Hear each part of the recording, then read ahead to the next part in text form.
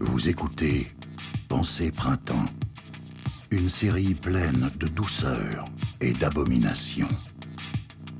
Ce second épisode est sponsorisé par l'ONG Battle Royale. Battle Royale. Vous avez toujours rêvé d'utiliser des torches et des fourches pour prendre d'assaut un bâtiment public et démarrer un mouvement insurrectionnel? Alors n'attendez plus. Avec des bureaux situés à Paris, New York et Charleroi, nous mettons notre savoir-faire au service de tous vos projets. Battle Royale, mieux vaut tard que jamais. Et maintenant, votre épisode.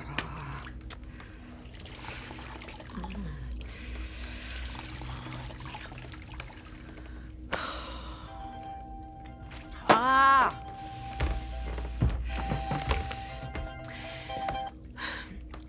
Oui, allô? Ah, Ariane, il était temps. Je te dérange, j'espère? Légèrement, oui, mais il n'est pas encore 8 heures. Oh, parce que tu es à la minute près? C'est un défaut propre aux fainéants. Excusez-moi, mais une canalisation vient de sauter dans mon salon. Est-ce que je peux vous rappeler plus tard? Certainement pas. Tu es en télétravail, ma chérie. Et tu sais ce que cela signifie. Sur ton temps libre, tu peux être plombière ou sorcière, je m'en fiche. L'important, c'est que tu décroches. D'ailleurs, j'ai essayé de te contacter toute la nuit. Je dormais? Ce n'est pas une excuse. Les lois du télétravail sont simples. Votre domicile se transforme en annexe de notre entreprise. La frontière entre vie privée et vie professionnelle devient poreuse. Nous nous infiltrons dans vos existences. Je sais. Alors pourquoi n'as-tu pas décroché? Je ne peux pas te licencier pour ça. La législation est trop archaïque pour me l'autoriser. Mais te faire sentir coupable, ça, je peux. Est-ce que tu te sens coupable? Je vais essayer. Et je m'en contenterai. D'ailleurs, je vais être honnête avec toi. Je peux être honnête avec toi. Non. La vérité, c'est que j'ai eu des sueurs froides au début. Cette histoire de télétravail ne me plaisait pas. Tu comprends, quand vous êtes au bureau, vous vous surveillez les uns les autres. C'est d'ailleurs la raison d'être des open space. Un contrôle permanent des salariés par les salariés eux-mêmes. J'ignorais ça. Maintenant, tu sais. Alors, quand on m'a suggéré de vous mettre au télétravail, fatalement, j'ai tremblé des genoux. J'avais peur que votre paresse naturelle ne reprenne le dessus. Mais les choses se sont bien passées. Très bien passé. Oh, les études sont formelles. Votre productivité augmente grâce au télétravail. Vous travaillez plus, même en dehors des horaires légaux. Je vais compter sur mes doigts, écoute bien. Au réveil, vous travaillez. À midi, vous travaillez. En soirée, vous travaillez encore. Et la nuit, vous travaillez toujours. Mais il y a un bémol. Les cas de dépression montent en flèche avec le télétravail, c'est malheureux. Mes collègues sont déprimés. Oh, c'est un euphémisme. Ils sont en train d'exploser comme des feux d'artifice à la Saint-Jean. Tous, ma chérie. Sauf toi. Ils continuent à travailler, bien sûr, mais leur regard pétille un peu moins qu'avant. C'est terrible. Bon, pas tant que ça. J'y ai réfléchi, tu sais. Quelqu'un d'un peu naïf pourrait s'imaginer qu'ils sont en burn-out à cause de la pression que je leur impose, des objectifs inatteignables ou de la peur d'être licenciés. Mais non. Tu penses, si c'était si simple. Un problème? L'eau est en train de monter. Je vais grimper sur le bureau, ce sera plus simple. Ma chérie, ne va pas mourir noyée. Ce serait une enquête. Légalement, je n'ai pas le droit de t'appeler en dehors des horaires de bureau. Mais je n'ai pas l'intention de mourir aujourd'hui. Mais vous me parliez des collègues. Qu'est-ce qui les rend dépressifs? Oh, peu importe. Ce que je sais en revanche, c'est qu'il faut leur mettre dans le crâne une vérité toute simple. Le souci vient d'eux, pas de moi. Tu saisis? Ils doivent comprendre que leur problème est individuel et appelle une réponse individuelle. Aller voir un psy, prendre des calmants, voilà la solution. Ton job te rend dépressive? N'essaye pas de l'améliorer. Essaye de t'améliorer, toi. Oublie le droit du travail, oublie les cadences infernales et les ordres absurdes. La source du problème, c'est toi. Jamais ton employeur. Et la solution ne viendra pas en t'unissant à d'autres travailleurs pour défendre tes droits. Surtout pas. Et ça fonctionne? À ton avis? Prends une seconde pour y penser. Dans ton entourage, combien de gens consultent un psy? Beaucoup. Et combien adhèrent à un syndicat? Très peu. Démonstration faite. La diversion est un succès. Vous n'êtes plus en colère contre nous, mais contre vous-même. Et je vais te dire, tout ceci fonctionne encore mieux avec le télétravail. En vous isolant chez vous, on limite votre capacité à vous organiser. On renforce l'individualisme. Et vos petites bulles sont très étanches, crois-moi. Ariane, tout va bien? Tiens, qu'est-ce que c'est? Je vois un filet d'eau sous la porte. La canalisation continue à couler? Tout va bien, j'arrive dans 1 minute. Ok. C'est mon frère, il s'inquiète. Eh bien, ma chérie, ton frère vit chez toi? Oui, nos salaires mis bout à bout nous permettent de payer le loyer, mais pardon, je vous ai coupé, vous parliez d'individualisme? Qui, moi? Oh, j'avais fini. Du moins pour l'amuse-bouche. Voici le plat de résistance. Le mot team building, ça te parle? Vaguement. Ce sera suffisant. Nous organisons une activité de team building cet après-midi. Et j'ai besoin que tu signes un document qui certifie que tu ne porteras pas plainte si les choses tournent mal. Pourquoi est-ce que les choses tourneraient mal? Aucune idée. Un team building sert à souder les rangs. J'y participerai d'ailleurs moi-même. Vous aurez le droit de me tutoyer aussi longtemps que durera le jeu. Ce sera une jolie horizontalité de façade. Nous prendrons des décisions collectives et amicales. Nous pourrons vous contester? Bien sûr, ma chérie. Contestez tant que vous voulez.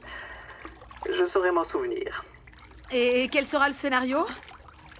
Oh, c'est la raison pour laquelle je dois te faire signer une décharge. Vous incarnez les salariés d'une entreprise dont le directeur est séquestré par un gréviste. Et il faudra sauver le directeur avant qu'un gréviste ne lui arrache sa chemise. Malheureusement, c'est toi qui incarne le gréviste. Moi? Toi. Et si je refuse? Alors tu en assumeras les conséquences. Depuis 2020, la loi est claire en Belgique. Les salariés ont l'obligation de participer à une activité de team building si celle-ci revêt une dimension professionnelle. L'obligation. Tu entends ça? C'est dans la loi. Et cette obligation s'applique même en dehors de vos heures de travail. Mais non. Mais oui. D'ailleurs, je cite de mémoire, le refus d'un salarié de participer à l'activité peut être caractérisé comme un acte d'insubordination. Et tu n'aimes pas ça. L'insubordination. Je ne connaissais pas cette loi. Alors, il y a quelques règles, bien sûr. Règle numéro 1, je me réserve le droit d'enregistrer la séance afin d'analyser vos faiblesses, vos points forts, vos goûts et vos inimitiés. Tout ceci dans un cadre joyeux et festif, bien entendu. Bien entendu. Numéro 2, les vrais problèmes de l'entreprise ne doivent pas être mentionnés. C'est l'illusion de la franchise que nous cherchons, et seulement l'illusion. Numéro 3, nous ne sommes pas des animaux. Le team building vise à vous faire du bien, à booster la motivation et prévenir les conflits. C'est une bonne chose. N'est-ce pas? Vous êtes comme mes enfants. Une ressource à valoriser, un facteur à compresser pour en extraire la valeur marchande optimale. Efficacité, rendement, discipline. Que tout ceci serve à améliorer votre productivité et nous en sortirons tous gagnants. Je vois. Tant mieux, parce que notre appel s'arrête ici. Je te laisse à tes distractions. Et par pitié, réjouis-toi. Tu baignes dans une chance infinie, même si tu n'es pas capable de t'en rendre compte. Tu es la seule à ne pas avoir fait de burn-out. Sais-tu pourquoi? Non. Mais si, tu sais. Ariane? C'est parce que tu n'es pas isolé. Ariane? Ce frère qui veille sur toi, c'est ta bouée de sauvetage. Hey! Ton roc, ta presqu'île. Quand tout le reste a été scrupuleusement anéanti, il ne reste que la cellule familiale.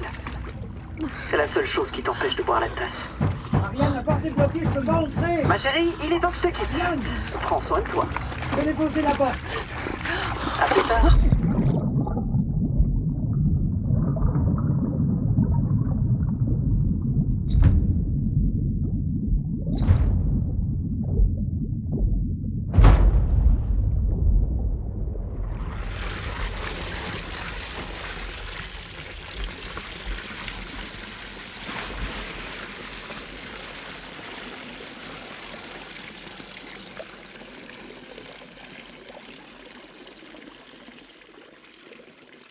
Évidemment, tout ce qui vient de se produire ici est une fiction. Rassurez-vous, dans le monde réel, les canalisations n'explosent que très rarement. Imaginons à présent que notre jeune employée ait survécu à la noyade. Imaginons qu'elle soit confrontée, dès l'épisode suivant, au bonheur exaltant de participer à un jeu télévisé afin d'arrondir ses fins de mois. Bien entendu, il ne tient qu'à vous de cesser d'imaginer. et d'écouter avec effroi. L'épisode 3. C'était Pensée Printemps, une fiction sous caféine de Mehdi Bayad. Assistant à la réalisation, Félix Kempf et Vivien Giron. Musique, Scarlett Ohana. Et White Bat Audio. Bruitage, Céline Bernard. Prise de son, Bastien Hidalgo Ruiz. Mixage, Jonathan Rémy. Avec les voix de Ariane Rousseau, Martin Spinailler, Sandy Duret, Catherine de Crollier, Antoine Guillaume, accompagné par l'atelier de création sonore radiophonique, avec le soutien du Fonds d'aide à la création radiophonique de la Fédération Wallonie-Bruxelles. Une production, pièce de 8 et Mazala SBL.